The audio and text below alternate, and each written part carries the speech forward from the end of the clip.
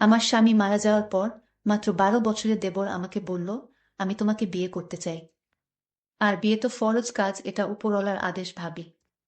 দেবর সাকিবের কথা শুনে আমি হা করে তাকিয়ে আছি। কারণ সাকিবের বয়স মাত্র 11 বছর। আর 11-12 বছরের ছেলে আমাকে বিয়ে করতে চায়, এটা অসম্ভব। কিন্তু আমি যাকে বাচ্চা ছেলে ভেবেছিলাম সে তো একটা। তাহলে ঘটনাটি বলি, মনোযোগ সহকারে শুনে নিন। আশা করি অনেক ভালো লাগবে আপনাদের। যেই সাকিব আমার দেবর, এটাই তো সেই সাকিব যে আমার চোখের দিকে তাকিয়ে কথা বলার সাহস পায়নি। অথচ আজ এই সাকিব আমাকে বিয়ের জন্য অফার করছে। সময় কতটা বদলে গেছে, পরিস্থিতি আর ভাগ্য আমাকে কোথায় দাঁড় করিয়েছে সেটাই অবাক চোখে তাকিয়ে দেখছি। সাকিব আমার ছোট দেবর, আমার স্বামী জিসানের ছোট ভাই। আমার স্বামী জিসান স্ট্রোক করে মারা যান। আমাদের গ্রামের সরকারি হাই স্কুলে চাকরি করতেন। ঢাকা একটা ট্রেনিংয়ে যাওয়ার পথে স্ট্রোক করে 20 দিন চিকিৎসা অবস্থায় মারা যান। আমার এক ছেলে এক মেয়ে। বড় মেয়ের নাম সুমি আর ছোট ছেলের নাম সিফাত। মেয়েটার বয়স 8 বছর আর ছেলেটার 4 বছর। খুব সুখের সংসার ছিল আমাদের, সবাই মিলে কতই না ভালো ছিলাম। জিসানরা 3 ভাই 1 বোন, জিসান সবার বড় ছিল। মেজো ভাই প্রবাসে থাকে, আমার মেজো জ্যাঠা বাবার বাড়িতে থাকে, এখানে নাকি খুব অসুবিধে হয়। বিয়ের 4 মাস যেতে না যেতেই আমার মেজো দেবরকে নিয়ে আলাদা হয়ে যায়। আমি শুধু আলাদা হতে পারিনি, কারণ জিসানের মাকে কে দেখবে, আমি তো উনার মেয়ের মতো। তাও বউ হিসেবে আমার মেজো যাই ভালো। আমার সৎ মা ছিল ঘরে, তাই মায়ের ভালোবাসার খুব অভাব ছিল। ভেবেছিলাম শাশুড়ি মাকে দিয়ে নিজের মায়ের ব্যথা ভুলব, কিন্তু সে সুখটা হয়তো আমার কপালে ছিল না। আমি যত উনাকে মেনে চলতাম উনি তত আমার ছোটখাটো দোষ নিয়ে ঝগড়া শুরু করে দিতেন। এ ঝগড়া নিয়ে জিসান কয়েকবার আমার উপর হাত তুলেছে। তাও প্রতিবাদ করতে যেয়ে পারিনি, কারণ আমি নারী মুখ দিয়ে বললে আমার অধিকারের অভাব নাই। কিন্তু পুরুষতান্ত্রিক সমাজে আমরা নারীরাই দোষী। কার নামে কোথায় বিচার দিব? দিন শেষে এই পরিবার নিয়েই তো আমাকে থাকতে হবে, তাই কখনো প্রতিবাদ করেছি, আবার কখনো করিনি। সব মিলিয়ে আলহামদুলিল্লাহ ভালো ছিলাম। কিন্তু সবার কপালে সব সুখ সয় না, হয়তো আমার ক্ষেত্রে তাই হয়েছে। সাকিব আমার সাথে চোখ তুলে কথা বলতে পারেনি ওর ভাইয়ের ভয়ে। আমার জানামতে আমাকে খুব সম্মান করে, কিন্তু আমার স্বামী মৃত্যুর পর বুঝলাম শুধু ভাইয়ের ভয়ে আমার দিকে তাকাতেও সাহস পায়নি। ছেলে মেয়ে দুটোকে নিয়ে কোথায় যাব, কি করব? শাশুড়ি মা এবং সাকিবের অত্যাচারে ঘরে বসা যায় না। কয়েক মাস জিসানের ব্যাংকে জমানো টাকা দিয়ে কোনো রকম দিন কাটিয়ে দিয়েছি। কিন্তু আস্তে আস্তে তো সব শেষ হয়ে যাচ্ছে। এদিকে সাকিব ক্লাস 8-এ পাশ করেছে জিসান মারা যাওয়ার আগে। কিন্তু ও তো ছোটখাটো কিছু কাজ খুঁজতে পারে, তা না, উল্টো ঘর থেকে টাকা নিয়ে বাজে খরচ করে। চোখের সামনে আমার সাজানো সংসারটা শেষ হয়ে যাচ্ছে, কি করব, কার কাছে হাত পাতব? সব মিলিয়ে আমি তিলে তিলে শেষ হয়ে যাচ্ছি। আল্লাহ কাছে তাজ্জুদের নামাজ পড়ে কত রকম ফরিয়াদ করেছি। আল্লাহ যেন আমাকে সৎ রাখেন, হালাল রিজিকের ব্যবস্থা করে দেন। ছোটবেলায় মাকে হারিয়ে সৎ মায়ের কাছে কম কষ্ট ভোগ করিনি। আসলাম স্বামীর বাড়িতে এসে স্বামীকে হারালাম, আল্লাহ যে আমার কত পরীক্ষা নিচ্ছেন জানি না, তবে আল্লাহকে এতটুকু বলতাম, আল্লাহ যেন আমাকে ধৈর্য দেন সবকিছু সহ্য করার। দিন দিন সাকিবের অত্যাচার বেড়ে চলছে, হুটহাট করে যে কোনো কথা বলে ফেলে। এক অদ্ভুত আচরণ করতে চায়। কোনোরকম আল্লাহ নাম নিয়ে বেঁচে আসি, তবে এরকম কতদিন? বাহিরে বললে বলবে স্বামী নাই, তাই এখন এমন করছি। কিন্তু বাবার বাড়িতে যাওয়ার ব্যবস্থা সব বন্ধ। আমি ইন্টার পাশ, বিএ ভর্তি হওয়ার আগেই তো বিয়ে হয়ে গেল। কিন্তু এত অল্প বয়সে স্বামী হারাবো কখনো কল্পনাও করিনি। ছেলেটা ও বড় হচ্ছে, মেয়ে ও, কিন্তু আমি কোথায় যাব? ভেবেছিলাম ওদের সাথে কষ্ট করে কোনোরকম ওদের কাজের মহিলা হয়ে ও দিন কাটিয়ে দেব। কিন্তু না, আমার প্রতি তাদের নির্যাতনের পরিমাণ দিন দিন বেড়েই চলছে। সাকিব একটা ছোট অটো চালায়, কিছু ইনকাম করে। ভেবেছিলাম এখন ভালো হয়ে যাবে, কিন্তু না, সুযোগ পেলেই আমার সাথে শাশুড়ি এবং সাকিব ব্যবহার খারাপ করার চেষ্টা করে। সাকিব ছোট হলে কি হবে? দিন দিন সাকিব আমার দিকে অন্যরকম দৃষ্টিতে তাকিয়ে থাকে। আর মাঝে মাঝে বলে, ভাবি আমি তোমার অপেক্ষায় থাকবো সারা জীবন। একটা বাচ্চা ছেলের মুখে এ কথা মানায়?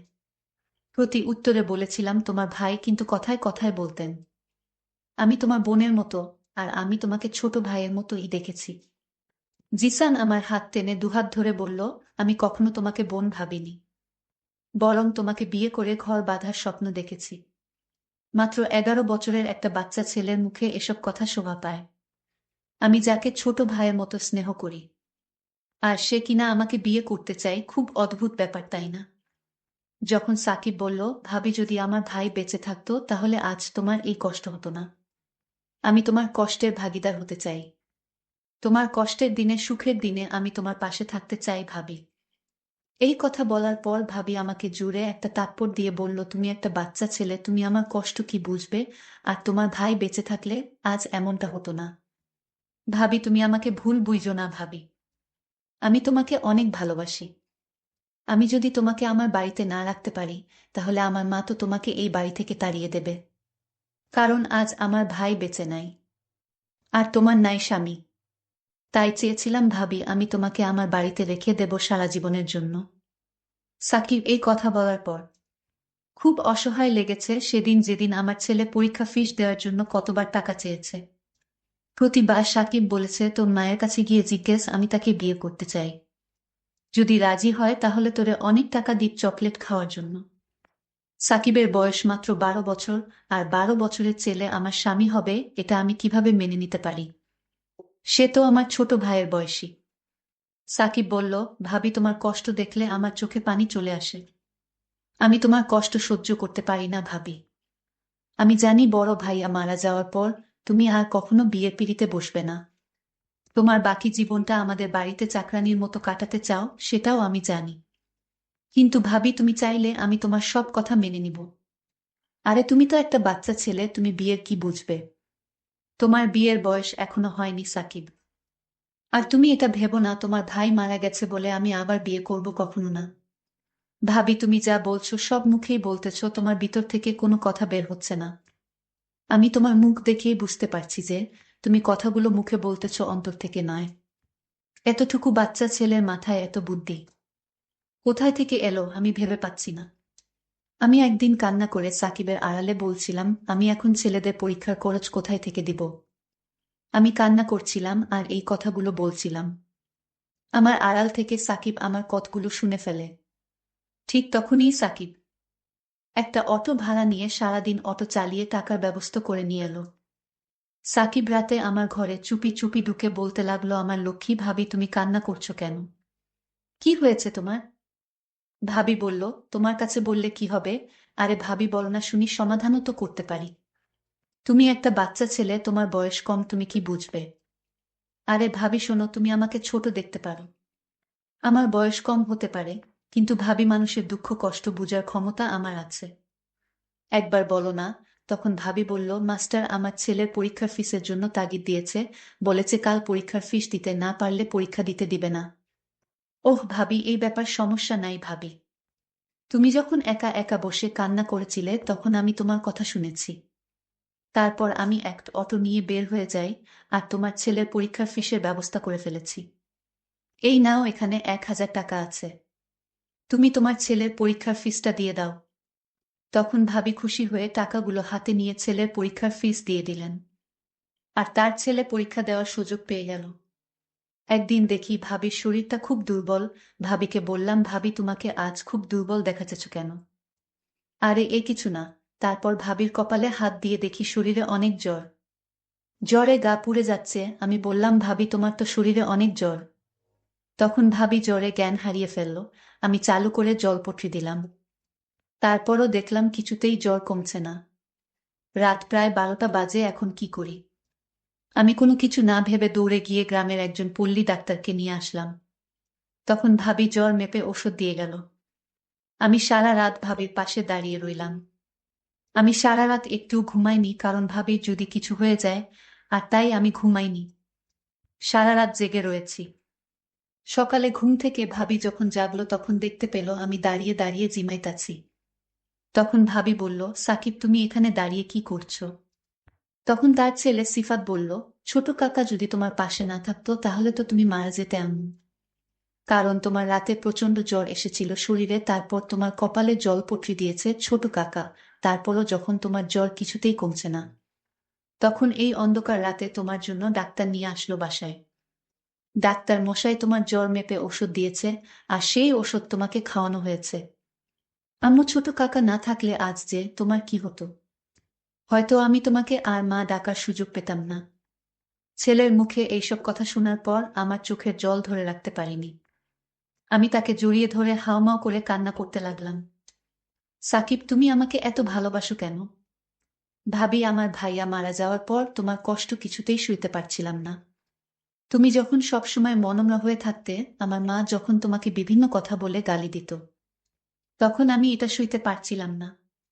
কারণ আমার ভাইয়ের আমানত আমার বাড়িতেই রেখে দিতে চেয়েছি। জানো ভাবি, আমার জন্য অনেক সুন্দরী মেয়েরা পাগল, কিন্তু আমি কাউকে ভালোবাসার অধিকার দেয়নি। এর একটাই কারণ, তোমার জন্য তোমার মায়ের বাঁধনে আমি আটকা পড়ে গেছি। তার মুখে এই কথা শোনার পর আমার চোখ দিয়ে টলমল করে পানি পড়ছে, আমি কান্না করছি। আল্লাহ আমার কপালে আরেকজন মানুষ আমার পাশে দিয়েছেন। তার ব্যবহারে, তার কথায় আমি মুগ্ধ হয়ে গেছি। আসলে আল্লাহ যা করেন তা ভালোর জন্যই করেন। আমি সাকিবকে বললাম, সাকিব তুমি কি চাও বলো? তুমি আজ যা চাইবে তাই পাবে, আমি আল্লাহকে সাক্ষী রেখে বললাম। ভাবি, আমি তোমার কাছে কিছুই চাই না, তুমি আমার পাশে সারাজীবন থাকবে এবং তোমাকে সেবা করার সুযোগ দিবে। ঠিক আছে, আমি তোমাকে সারা জীবনের জন্য আঁচলে বেঁধে নিলাম। এখন খুশি তো? সাকিব চোখের জল মুছতে মুছতে বলল। ভাবি, আমার মতো সুখী মানুষ এ পৃথিবীতে আর কেউ নাই। অনেক সাধনার পর তোমাকে এই বাড়িতে রেখে দিলাম সারা জীবনের জন্য, এটাই আমার সার্থকতা। সবশেষে দর্শকের উদ্দেশ্য করে একটা কথা বলতে চাই, তোমরা কখনো কম বয়সী ছেলেদের অবহেলা করো না। কারণ তাদের ভিতরে অনেক প্রতিভা, ভালোবাসা লুকিয়ে থাকে, যা কেউ জানে না। আজকের গল্পটি এখানেই শেষ করলাম। ভালো থাকবেন সবাই, ধন্যবাদ।